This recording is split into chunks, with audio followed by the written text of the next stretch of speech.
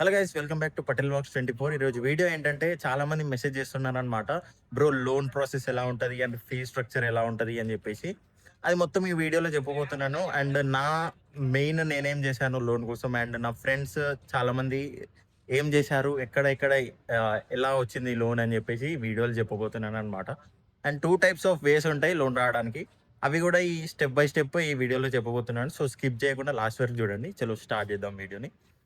And starting మీకు loan కావాలి అని అనుకుంటే ఫస్ట్ మీకు అడ్మిషన్ అయ్యి ఉండాలన్నమాట ఎల్పియూలో. ఎల్పియూ లోపల, క్యాంపస్ లోపల కొన్ని బ్యాంక్స్ అనేవి ఉంటాయన్నమాట.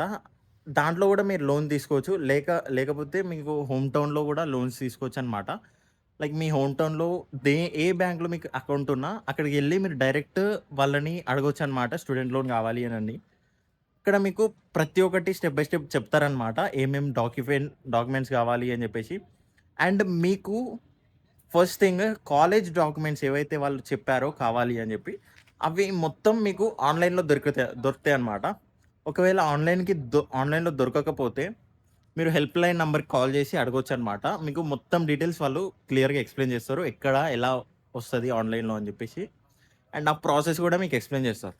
ఓకేనా. అండ్ అలా మీకు డాక్యుమెంట్స్ అన్నీ తీసుకున్న తర్వాత మీరు వన్స్ బ్యాంక్కి వెళ్ళి మొత్తం వెరిఫికేషన్ అయిపోయిన తర్వాత వాళ్ళు మీ ప్రూఫ్ ఆఫ్ అడ్రస్ ఏదైతే ఉందో మీ హోమ్కి వచ్చి వెరిఫై చేసుకుంటారు అనమాట.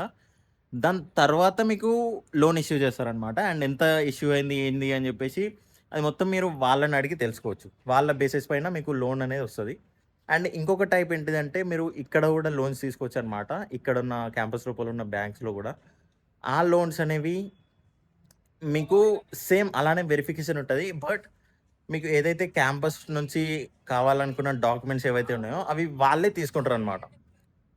ఓకేనా. ఎందుకు అంటే వాళ్ళు ఆల్రెడీ బ్యాంక్ వాళ్ళు కాలేజ్ నుంచి ఆల్రెడీ అటాచ్ అయి ఉన్నారు కాబట్టి వాళ్ళే మీకు మొత్తం ప్రాసెస్ అనేది డాక్యుమెంట్ వెరిఫికేషన్ వాళ్ళే చేసుకొని, మిగతా డాక్యుమెంట్స్ ఏవైతే మీ దగ్గర నుండి కావాలో అవి చూసి వెరిఫై చేసుకొని తర్వాత మీకు లోన్ శాంక్షన్ అనేది చేస్తారనమాట.